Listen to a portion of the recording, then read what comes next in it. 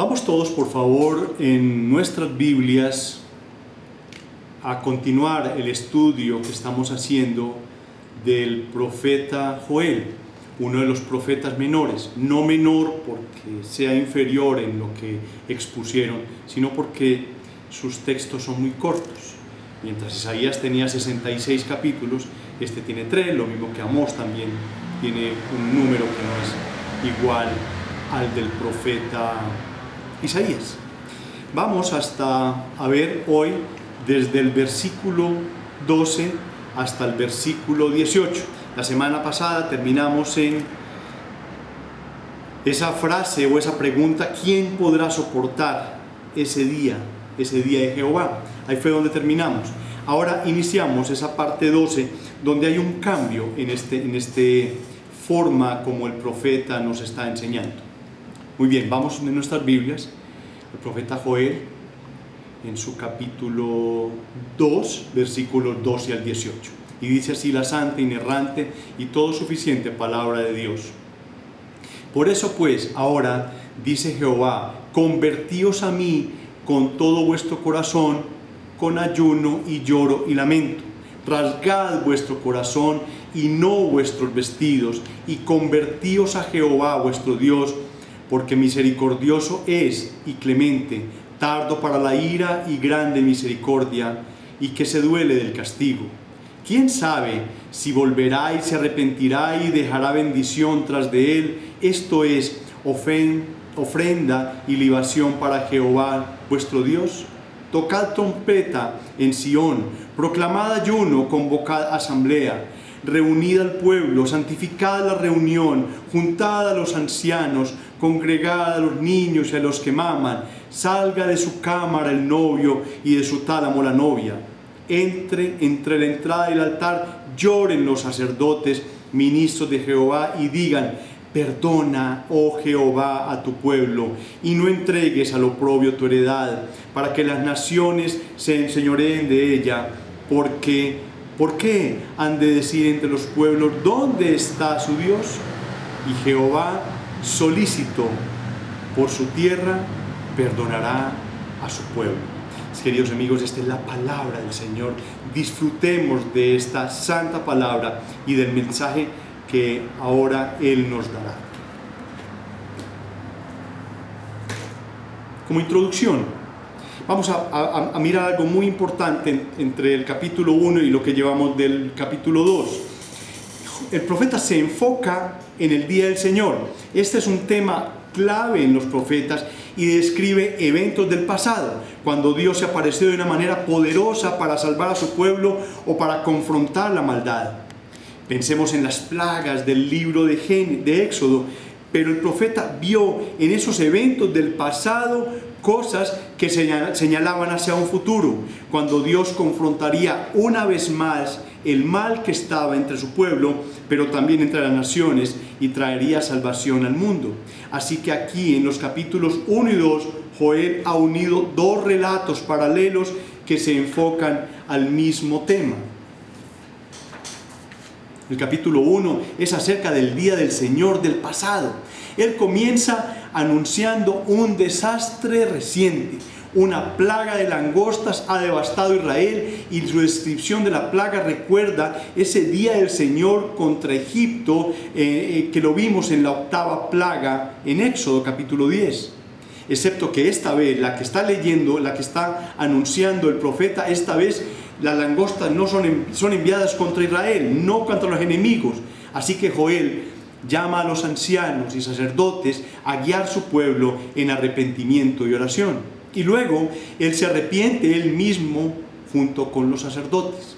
En el capítulo 2, que acompaña este capítulo 1, y tiene el mismo diseño y el mismo flujo de pensamiento. Así que Joel anunció otro día del Señor, pero esta vez en el futuro, no en el pasado.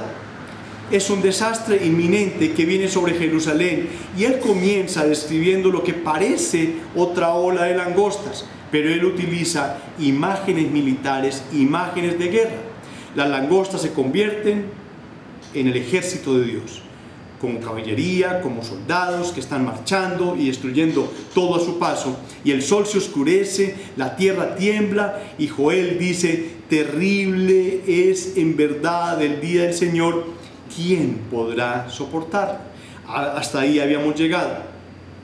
Recordemos ese versículo que nos conecta con los profetas, y está en la segunda epístola de Pedro, capítulo 1, versículo 21, que dice: porque nunca la profecía fue traída por voluntad humana, sino que los santos hombres de Dios hablaron siendo inspirados por el Espíritu Santo.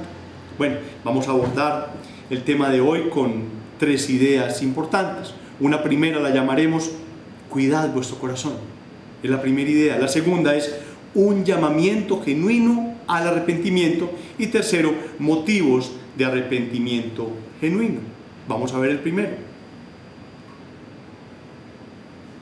Cuidad vuestro corazón. Miren cómo dice el versículo 12. Por eso pues ahora, dice Jehová, convertíos a mí con todo vuestro corazón, con ayuno y lloro y lamento. Ese vocablo convertíos es del griego shu, y en este texto tiene el sentido de regresar a Dios y buscar los días pasados, restablecer la relación con Dios. Ahora, el profeta o Dios lo dice ¿de qué manera? Él lo dice con todo vuestro corazón, no con un porcentaje, no un rinconcito, no un pedacito. Voy a partir mi corazón entre mi familia y Dios. No, todo vuestro corazón es la condición del Señor. ¿Por qué? Porque miren, la tragedia que habíamos descrito en el capítulo 1 y la tragedia que viene son sin precedentes. No solo la pasada, sino también la futura. Miren, luego del clamor del pueblo que lo vimos en los últimos versículos, el clamor de los sacerdotes, el clamor del profeta, Jehová ha puesto condiciones. No nuevas, no son condiciones nuevas, pero únicas. Vuelvan a mí. Vuelvan a mí, no soportarán sin mí. Y miren cómo arranca esta porción de la Escritura. Por eso, después de todo lo que ha pasado, que ellos piden clemencia, de que están clamando delante del Señor, Él les dice: por eso. Cuando nos referimos directamente a esa palabra, al corazón, no siempre tiene relación a estar enamorado. No solo lo podemos ver como ese depositorio de nuestros buenos sentimientos. Muchas veces dibujamos un corazón para expresar amor, para expresar que estamos en enamoramiento. Pero la Escritura, en su significado bíblico, es más profunda, es más extensa. Es la palabra levav, y podemos tomarlo como alma, mente, ser interior. La palabra también es usada para describir el lugar donde ocurre el proceso racional del pensamiento. O sea que cuando el Señor dice al corazón, todo el corazón, es una palabra que tiene un significado muy grande. Miremos el Señor en la Escritura cómo nos pide que tratemos al corazón. Vamos a Proverbios capítulo 4, versículo 23. Proverbios 4, versículo 23. Miren cómo dice: sobre toda cosa guardada, guarda tu corazón, porque de él mana la vida. Cuidemos nuestro corazón, porque si no tendremos graves problemas en la vida. Tendremos problemas en las relaciones, problemas con la esposa, con el esposo, con los hijos, con la sociedad, en el trabajo. Un corazón guardado, créanme que restaura la vida. Un corazón guardado, como pide el Señor, restaura la relación con Dios. Debemos debemos renunciar a las satisfacciones personales que nos separan de Dios, que tienen esas luces de neón del sistema del mundo. Eso es lo que podemos entender cuando Él nos pide ayuno. En este sentido, es renunciar a esas satisfacciones personales que nos separan de Dios. El pueblo tenía afincado todo su amor, toda su esperanza, su idolatría en lo que era el cultivo, en lo que era sacar todos los productos del campo. Al venir estas langostas, llegó una tristeza inmensamente grande. Su corazón no estaba enfocado. Esas satisfacciones tenemos que cambiarlas. Ahora, cuando Él habla de lloro y lamento, o sea que nuestro nuestra relación con Él, o ese pecado, o la forma en que nosotros vemos, tiene que ser con contrición de corazón, con una plena conciencia de la magnitud de nuestro pecado, con arrepentimiento genuino, también expresado en una forma mucho más fuerte en el siguiente versículo que vamos a ver enseguida. Pareciera como si fuera una orden militar, pareciera como si el Señor gritara en ese momento: rasgad vuestro corazón, dice el versículo siguiente, el versículo 13. Ahora veamos ese segundo punto para que conectemos con este primero. Dice: un llamamiento genuino al arrepentimiento. Miren, si nosotros vamos en nuestra escritura, en ese mismo capítulo 2, pero si avanzáramos hasta los versículos 28 y 29, que a la letra dicen así: y después de esto derramaré mi espíritu. Miren, después de esto, ¿qué es esto? ¿Después de qué? Después de esto derramaré mi espíritu sobre toda carne, y profetizarán vuestros hijos y vuestras hijas, vuestros ancianos soñarán sueños, y vuestros jóvenes verán visiones, y también sobre los siervos y sobre las siervas derramaré mi espíritu en aquellos días. Cuando leemos estos dos versículos, y particularmente ese inicio del versículo 28, dice: y después de esto, nos preguntamos: ¿después de qué? Y si nosotros leemos los versículos previos y nos vamos devolviendo, encontramos que la respuesta está en esos versículos 12 al 18 que hoy estamos estudiando, que hemos leído. Ahí encontramos la respuesta a esta pregunta. Entre esos versículos vemos una petición de Dios y un actuar del pueblo y de los sacerdotes. Eso es lo que vamos a ver. De ahí en adelante, de ese versículo 19, es un accionar de Dios. Del versículo 19 en adelante, uno dice: responderá Jehová y haré alejar. No temas, dice el Señor. Dice: llenaré restituiré, comeréis, conoceréis. Todos son acciones dependiendo de Dios, de las acciones de Dios. Pero inicialmente entre el 12 y el 18 hay algo que el hombre tiene que hacer, hay algo que la iglesia tiene que hacer, hay algo que nosotros tenemos que hacer. Y de ahí la necesidad de hacer unas reflexiones que vamos a hacer el día de hoy, con el propósito, hermanos, de que efectivamente, si hay algunas cosas en nuestras vidas que haya necesidad de despojarnos, lo hagamos, reflexionemos.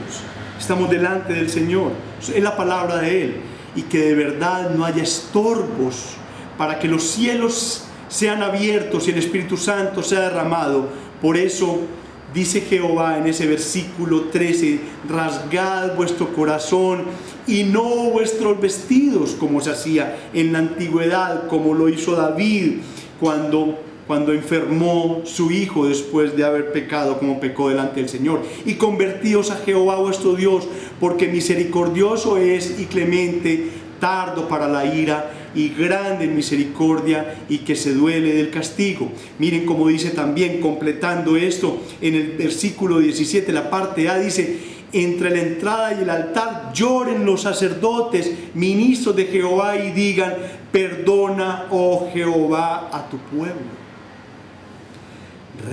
Rasgad vuestro corazón.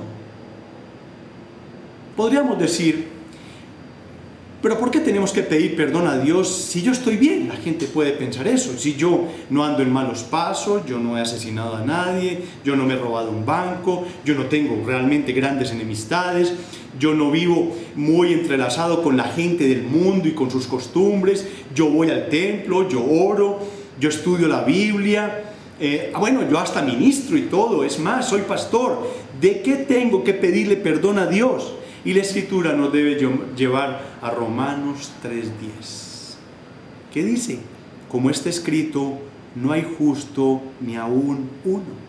Ahí es donde nosotros aterrizamos. Y de entrada, cuando nosotros consideramos esto, ¿qué dice la Escritura? De inmediatamente el Espíritu Santo mueve nuestro corazón para contrastar nuestra vida a la luz de la palabra. Nosotros tenemos que mirar nuestra vida a la luz de la palabra, y sobre todo ante ese ente divino, ante su santidad, ante su majestad.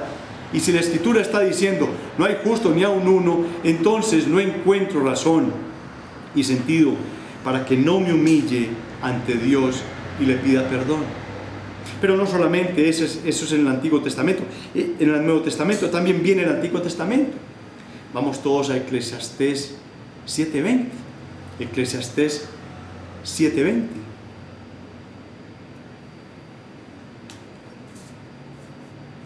Miren cómo dice: no hay hombre justo en la tierra que haga el bien y nunca peque. Es una sentencia, es algo extremadamente grande. Por ahí es donde encontramos el motivo por el cual tuvo que venir Jesucristo a restablecer la relación con Dios. Y es que el hecho de venir al templo, de cantar, de reunirnos como estamos reunidos ahora, de orar, de leer la Biblia, de ministrar, de pastorear, sentimos que eso nos hace justos delante del Señor. La Escritura nos confronta y nos muestra la realidad. No hay hombre justo en la tierra que haga el bien y nunca peque. Luego entonces hay razón de verdad para humillarnos y pedir perdón a Dios. Para completar esta idea, vamos a Isaías 64:6. Lo conocemos. Es un versículo que nos ha confrontado demasiado. Nos ha revolcado por dentro demasiado. Y nuevamente, y si alguno verdaderamente se cree digno de recibir lo anunciado en estos versículos 28 y 29, miren cómo dice la palabra del Señor: si bien todos nosotros somos como suciedad y todas nuestras justicias como trapo de inmundicia, y caigamos todos nosotros como la hoja, y nuestras maldades nos llevaron como viento. No está hablando a impíos, está hablando a creyentes, está hablando a creyentes. Todas nuestras mejores obras que nosotros pudiéramos considerar dignas y merecedoras de todo género de bendición de parte de Dios, dice la Escritura que vienen a ser como trapos de inmundicia, que no pueden ser usados delante de la presencia del Señor. Créanme, cualquier obra de nosotros, así parezca demasiado buena, tiene algo de contaminación de ese pecado que permanece en nosotros. Hay un pecado remanente. Toda buena obra tiene algo de contaminación. Y por tanto, entonces, nuevamente, la Escritura nos revela la necesidad de humillarnos y pedirle perdón a Dios. El apóstol Juan, en su primera epístola, capítulo 1, versículo 10, hace otra exhortación mucho más grave. Dice: si decimos que no hemos pecado, le hacemos a Él mentiroso, o sea, a Dios, y su palabra no está en nosotros. No podemos decir que no hemos pecado. Es imposible decir que no hemos pecado. Nuevamente, la palabra de Dios es demasiado clara para nosotros. Hermanos amados, no nos demos cuenta, e insisto, de la necesidad de pedirle perdón al Señor por nuestros pecados. Ahora, ¿qué es pecado? Para aquellas personas que no conocen una definición de él, miremoslo de una forma sencilla. Pecado es toda ofensa a Dios. Pecado puede ser por comisión, o sea, por hacer las cosas, o por omisión, por no hacerlas. Pero sea uno o sea el otro, es siempre contrario a la voluntad de Dios. Es contrario a su palabra. Es contrario a lo que Dios ordena que hagamos y no hacemos. O contrario a lo que Dios ordena que no hagamos y lo hacemos. Y esto es justamente lo que nos mueve en este día a considerar aquellas cosas por las cuales consideramos que necesitamos pedirle perdón a Dios. En la semana estuve hablando con una hermana de la iglesia y decía que siempre en los sermones hay siempre una exhortación. Por ahí algún regañito, alguna cosa en que nos exhorta. Miren, de verdad nosotros, cada día el Señor necesitamos que Él nos hable. Cuando estamos en medio del mundo, bajo nuestra propia aprobación, bajo la aprobación de nuestra familia, de la sociedad, parecemos tan buenos.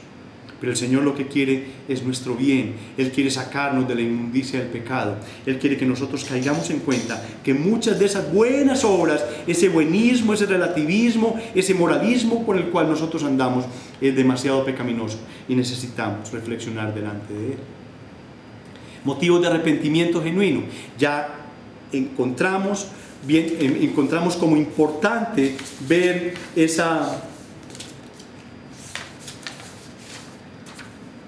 ese cuidado que nosotros tenemos que tener del corazón y ese llamamiento genuino al arrepentimiento, un arrepentimiento genuino por lo que acabamos de ver, porque de todas maneras hemos pecado. Pero ahora, ¿por qué no recordamos algunos motivos especiales por los cuales nosotros, a manera ilustrativa y a manera de ejemplo, necesitamos humillarnos y pedir el perdón a Dios?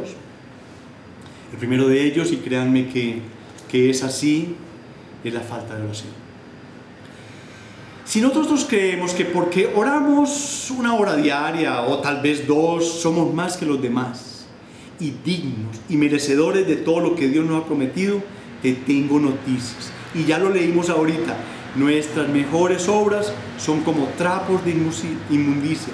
Pero lo cierto es que si de algo que adolece la iglesia y el cristiano el día de hoy y en estos últimos tiempos es precisamente de oración. De ahí los problemas. No solamente personales, sino los problemas que hay en la sociedad, las situaciones difíciles que se afrontan a nivel personal, a nivel matrimonial, a nivel familiar, congregacional, social, nacional, inclusive mundial, precisamente porque hemos descuidado la oración. Este medio de gracia que el Señor nos dejó y que Él practicó para que nosotros siguiéramos su ejemplo y estuviésemos tras de sus pisadas. Claramente los evangelios nos revelan que Él se levantaba, que Jesús se levantaba de madrugada. Él, el Hijo de Dios, el Dios mismo, se levantaba de madrugada y se iba a lugares solitarios para orar y estar a solas con Dios. Los evangelios nos refieren que muchas veces el Señor Jesús se pasó todas las noches orando a Dios. Y mi pregunta es, y es para todos, inclusive para mí, no solamente para de aquí para allá, es para todos. ¿Cómo está nuestra vida de oración? Cuando el Señor vivía sus momentos más álgidos, sus momentos más difíciles, en el fondo de su corazón, allá en Getsemaní, llevó consigo a Pedro, Jacobo y a Juan para que estuviesen con Él, y mientras Él derramaba su alma en oración, los discípulos no pudieron orar con Él, no pudieron ni siquiera estar despiertos, y por eso el Señor tuvo que reconvenirles y decirles: no habéis podido velar conmigo una hora. Una hora. Creo que la semana tiene 163 días a la semana y cada día tiene 24 horas. Entonces no sé cuántas horas le dedicamos en oración al Señor de la semana. En ocasiones hasta se nos hace pesado la oración semanal de 7 a 8 p.m. Una hora semanal en que nos reunimos.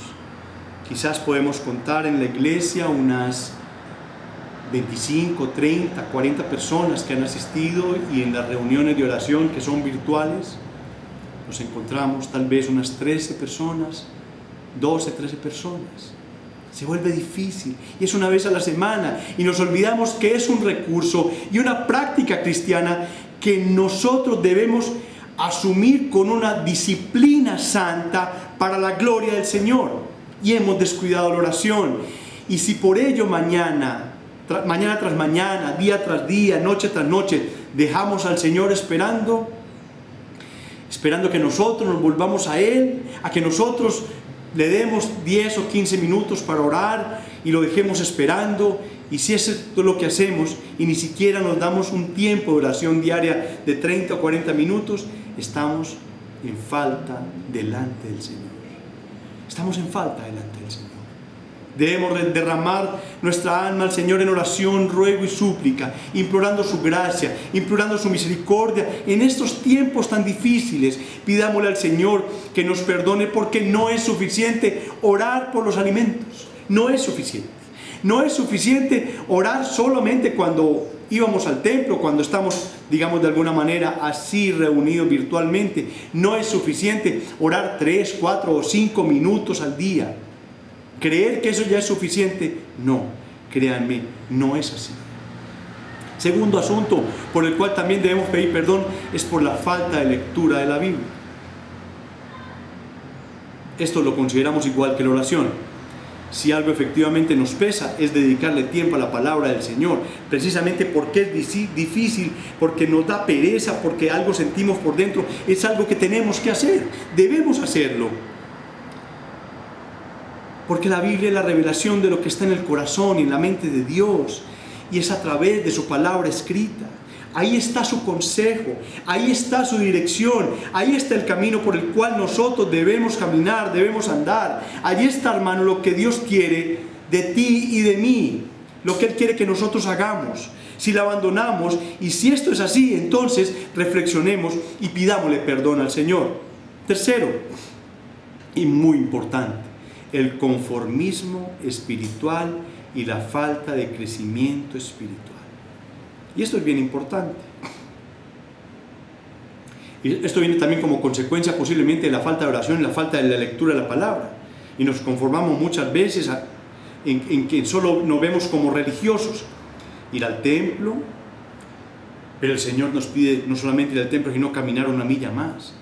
Cuando el Señor no solamente nos regaló un pedazo, sino que Él dio la vida, dio toda su sangre y su vida por nosotros. Desde el momento en que tú te convertiste, hace 1 año, 2 años, 5 años, 10 años, ¿cuánto has avanzado o cuánto has crecido espiritualmente? ¿Cuál ha sido tu crecimiento? ¿Lo sientes? ¿Tu familia lo siente? ¿Tu familia piensa que año a año o periodo a periodo has venido creciendo de una manera importante, de una manera espiritual?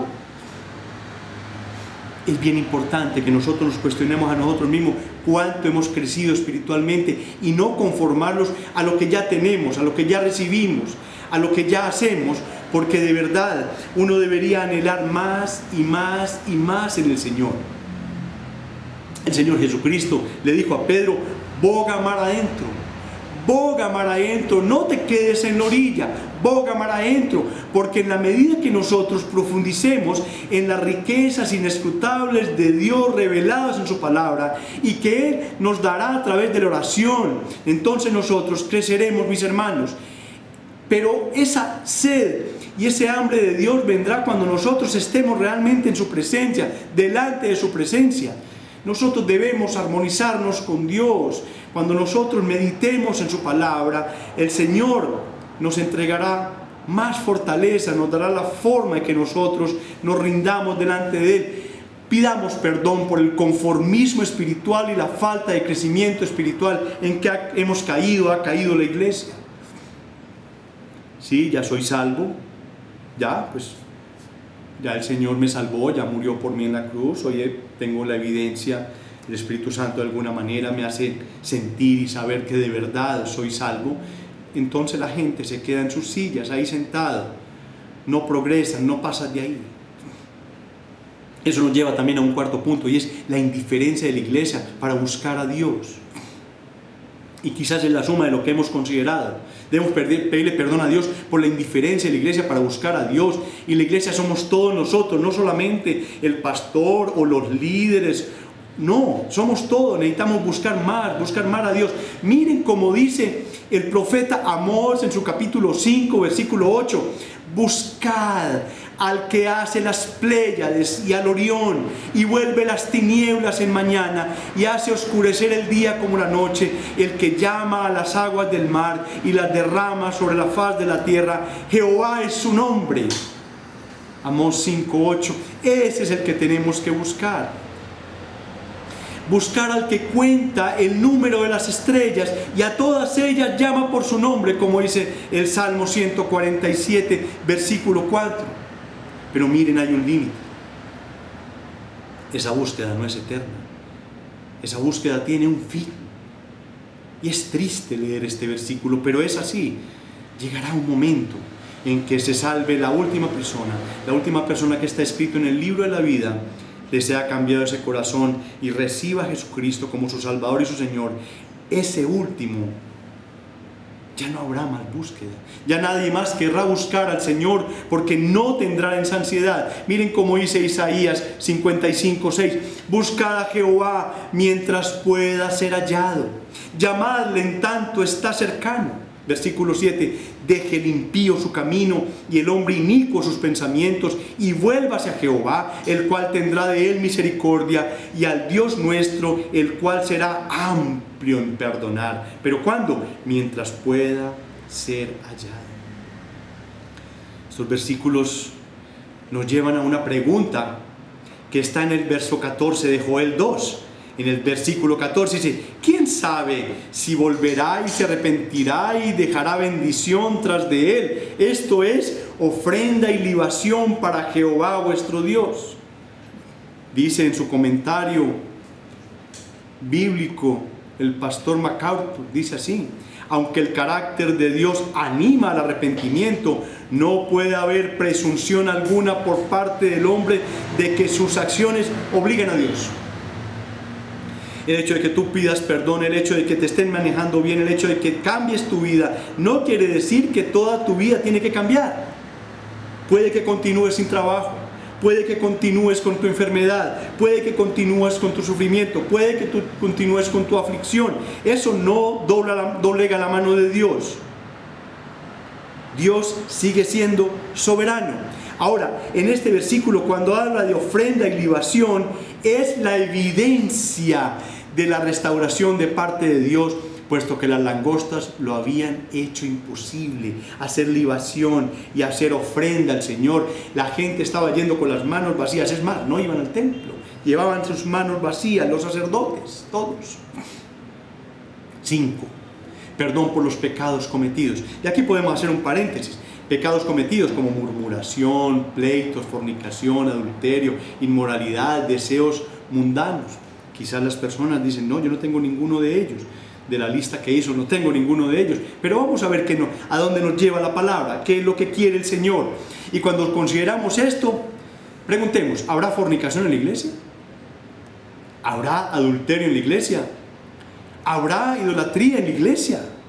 ¿Habrá murmuración en la iglesia? Miren, y esto es muy importante, por favor, estúdienlo en su casa, por favor, estúdienlo. Mediten hoy en la tarde lo que les voy a decir. En la primera carta a la iglesia que estaba en Corinto, capítulo 10, el apóstol Pablo les hace ver a los hermanos que están en esta iglesia lo que experimentó, lo que sufrió el pueblo de Israel, por el cual no pudo entrar a la tierra prometida.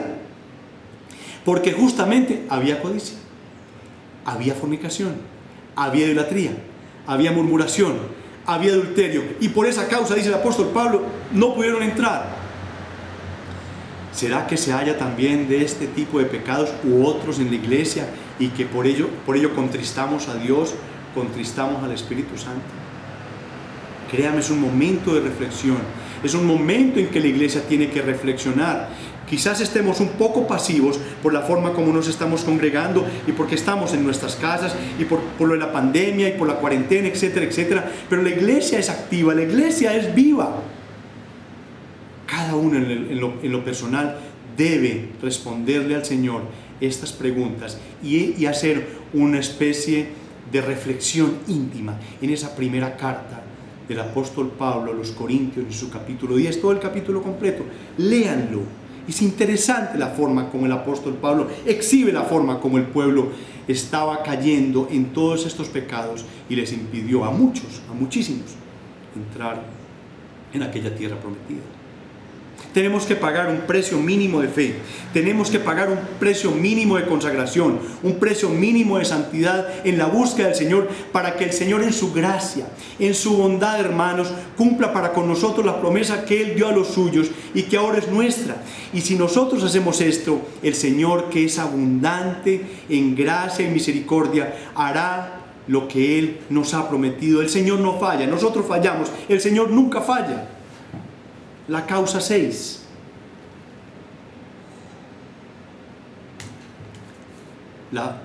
Tenemos que pedirle perdón al Señor por la falta de poder y llenura del Espíritu Santo, no solamente de cada persona, sino de la iglesia. Las iglesias en estos tiempos necesitan de la llenura y del poder del Espíritu Santo. Todos al convertirnos tenemos la presencia del Espíritu Santo inmensa dentro de nosotros, pero en la medida que nosotros profundizamos más en la palabra, en la medida que nosotros nos metemos más con el Señor. Yo puse algún día el ejemplo, es como cuando va un velero con sus velas recogidas, está el mastil, la parte donde van las velas, pero si las velas están recogidas, el viento poco lo impulsará, pero si el velero abre las velas, se impulsa inmediatamente. Eso es lo que me estoy refiriendo yo. En la medida que nos penetremos más con el Señor, habrá más llenura del Espíritu Santo en nosotros, y la iglesia tendrá más poder y nosotros tendremos más poder. El mundo se ha introducido en las iglesias y ha hecho que su poder y autoridad mengue. Lo hemos visto. Y si nosotros reconocemos que como la iglesia estamos carentes de ese poder, carentes de esa llenura del Espíritu Santo, entonces, hermano, humillémonos delante del Señor, pidámosle perdón, pero no solo nos quedemos allí, sino que demos ese paso siguiente para buscar efectivamente, después de ponernos a cuentas con el Señor, esa llenura y el poder del Espíritu Santo para la honra y para la gloria de su nombre precioso. La iglesia necesita ser sal de la tierra. La iglesia necesita ser luz del mundo. La iglesia necesita ser columna y baluarte de la verdad. La iglesia necesita ser ese luminar en un mundo de tinieblas.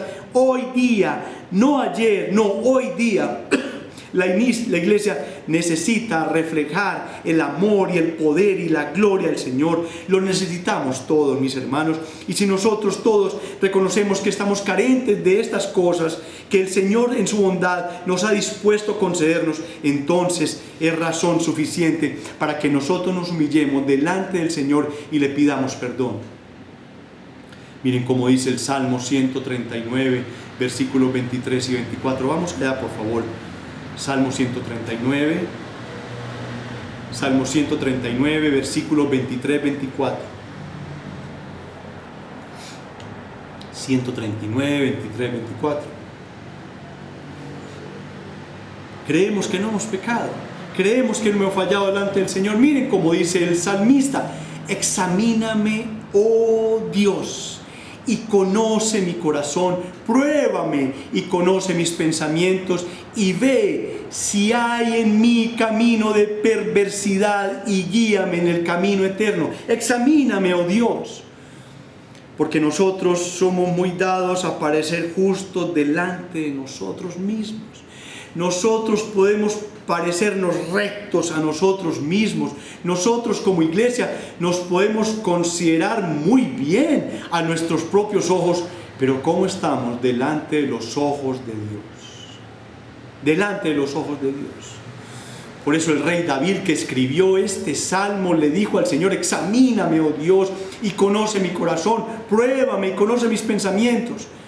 Porque créame, nosotros ofendemos a Dios con nuestros pensamientos. Créame, hay personas que pueden estar en la iglesia sentados ahí y pensando en alguna imagen pornográfica, pensando en alguna maldad.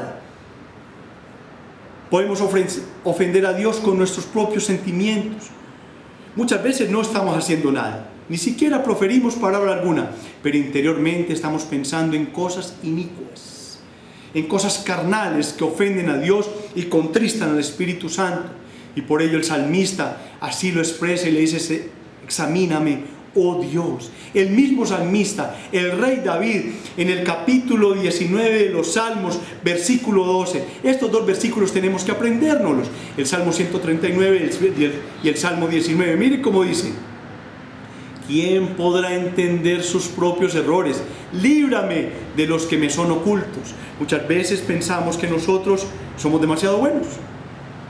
Ese moralismo que habita en nosotros, ese relativismo, hace que nosotros pensemos que nosotros no tenemos pecado, que no tenemos errores. Pero él le pedía al Señor que lo librara de esos que le son ocultos. Porque cuando nos hacen ver nuestros errores, muchas veces nos molestamos, nos incomodamos, nos ofendemos. Y de ahí precisamente lo que dice el salmista: ¿quién podrá entender sus propios errores? y ora al Señor diciendo: líbrame de los que me son ocultos, porque hay situaciones ocultas que no salen a la luz, pero que Dios las conoce, porque Él escudriña lo profundo de nuestra mente, lo profundo de nuestro corazón, y Él quiere lavarnos, y Él quiere limpiarnos, y Él quiere santificarnos para que el fuego de Dios descienda sobre un corazón limpio, sobre un corazón puro, para la honra y para la gloria de su precioso nombre. No es para más, no es para nosotros. Y por eso dice el Señor: venid luego, dice Jehová, en Isaías 1:18, venid luego, dice Jehová, y estemos a cuenta.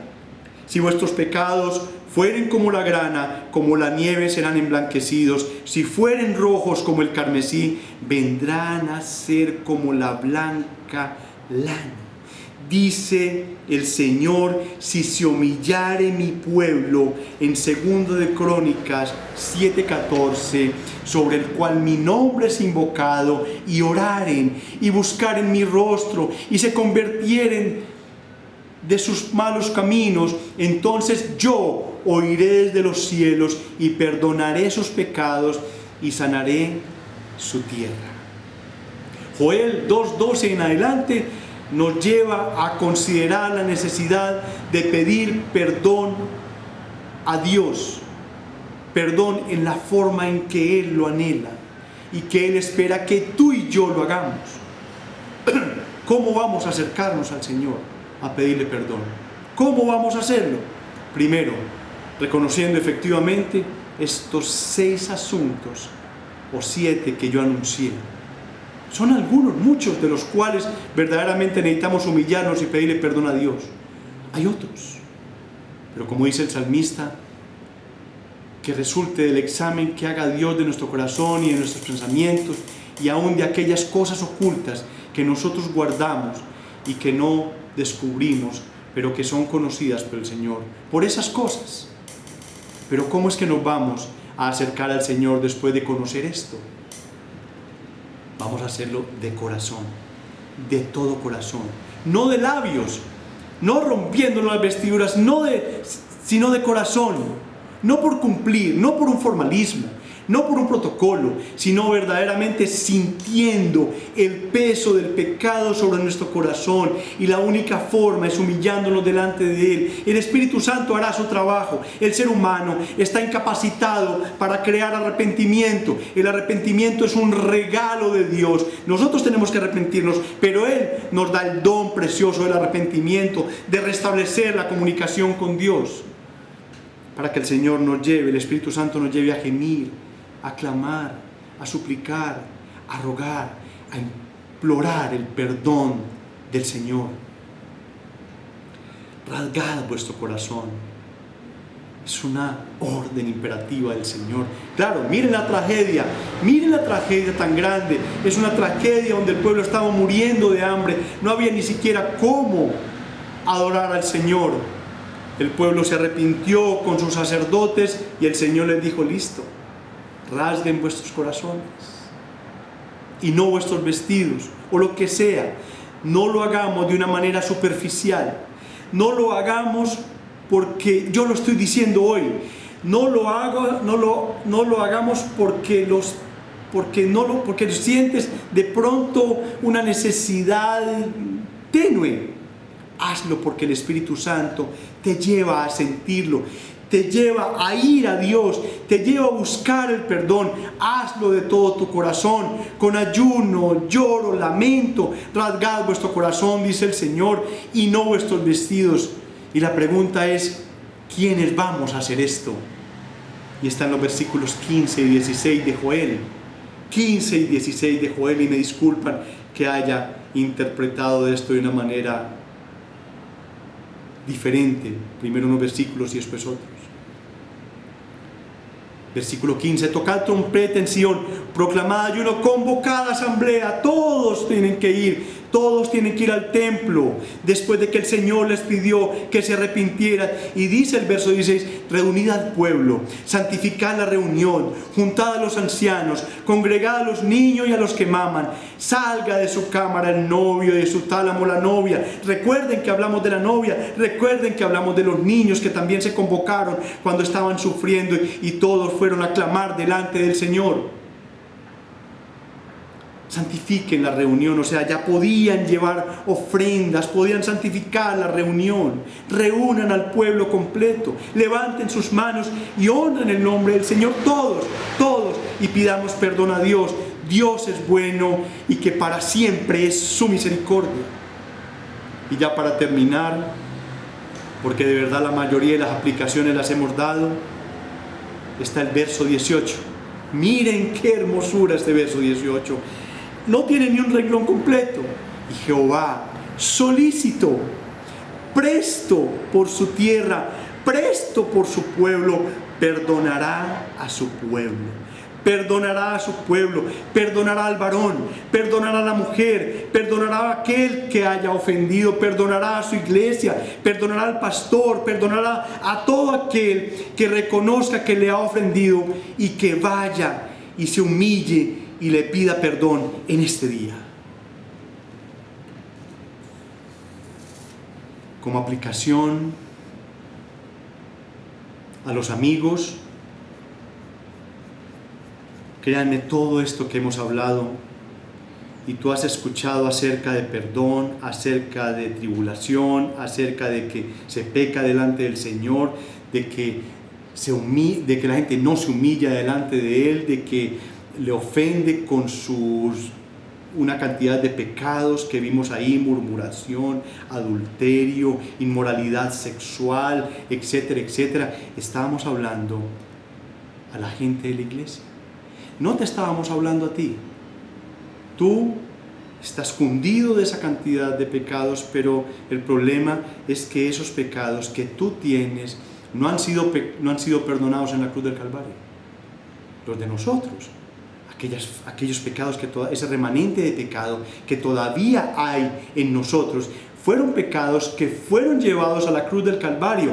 Fueron llevados los de antes de la conversión, los de ese día y los que íbamos a cometer de ahí en adelante. ¿Por qué? Porque el Señor no solamente nos regaló el perdón, murió por nuestros pecados, sino que nos regaló el don de la fe, el don del arrepentimiento, para que nosotros reconociéramos a Cristo como nuestro Salvador y nuestro Señor.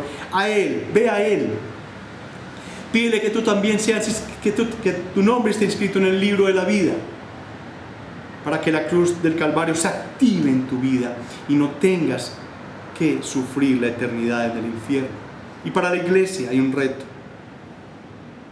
Podemos escuchar este mensaje 2 veces, 3 veces y darle un repaso a lo que yo vi ahí, y quizás el Espíritu Santo lleve a tu corazón, a tu vida y a tu mente aquellos pecados que te son ocultos, aquellos errores que dice el Salmo 19, versículo 12, que me son ocultos, o el Salmo 139.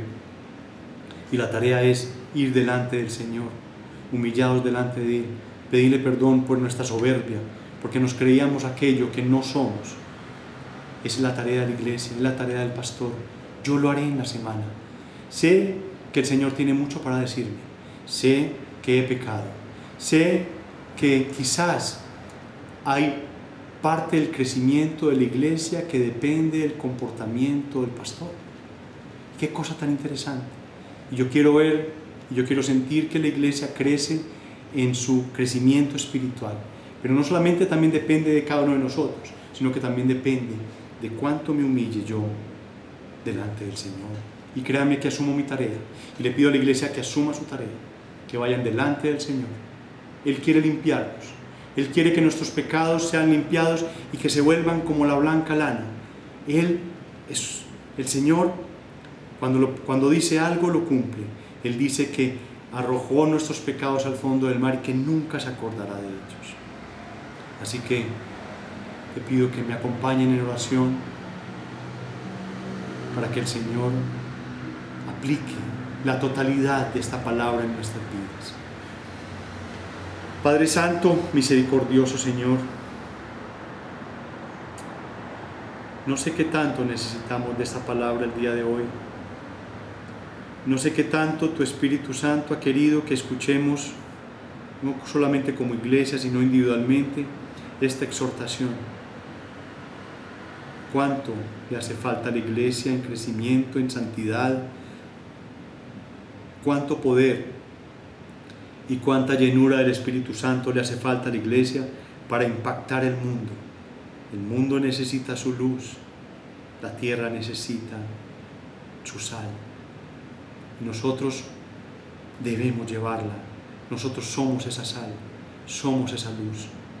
Así que te pedimos, Señor, que logremos quitar todo lo que ha cubierto tu palabra para que tu palabra brille, para que el Evangelio sea expuesto, sea predicado, Señor. Gracias porque has escuchado el clamor de tu pueblo en la antigüedad. Gracias porque escuchaste el clamor de tu pueblo cuando tú estabas aquí, mi amado Jesucristo. Y gracias, Señor, porque estás escuchando el clamor de tu pueblo el día de hoy. Tus promesas son eternas. Tu cumplimiento no tiene cuestionamiento, Señor. Gracias. Nosotros somos los que hemos incumplido, hemos fallado, hemos mentido, hemos pecado de una manera impresionante. Así que te suplicamos que tu Santo Espíritu actúe en nuestras almas, en nuestros corazones, en nuestros ojos, en nuestras manos, para que evitemos y empecemos a dejar el pecado definitivamente y alejarlo de nuestras vidas, para que tú nos limpies completamente. Amado Espíritu Santo, necesitamos mucho de ti. Sin ti sería imposible esta gran tarea en la que estamos. Así que te suplicamos que por tu poder, por eso que le escuchaste al Padre y que nos murmuras a nuestros oídos, te pedimos que nos ayudes, que nos des fortaleza. Gracias, amado Jesucristo, por la salvación. Nos rendimos, humillamos delante de ti el día de hoy, suplicándote, amado Dios, que nos bendigas y nos guardes en el nombre de Jesús y por el poder del Espíritu Santo. Amén, amén y amén. Y quiero que recibamos la bendición de parte del Señor, y la encontramos en el Salmo 67. Dice la bendición del Señor: Dios tenga misericordia de nosotros y nos bendiga. Haga resplandecer su rostro sobre nosotros, Selah. Para que sea conocido en la tierra tu camino, en todas las naciones tu salvación. Te alaben los pueblos, oh Dios, todos los pueblos te alaben. Alégrense y gócese en las naciones, porque juzgarán los pueblos con equidad y pastorearán las naciones en la tierra, Selah. Te alaben los pueblos, oh Dios, todos los pueblos te alaben. La tierra dará su fruto, nos bendecirá Dios, el Dios nuestro. Bendíganos Dios y témanlo todos los términos de la tierra. Amén, amén y amén. Mis queridos hermanos y amigos, estén en paz, y los invito a que cantemos un par de himnos para darle la honra y la gloria a nuestro Dios.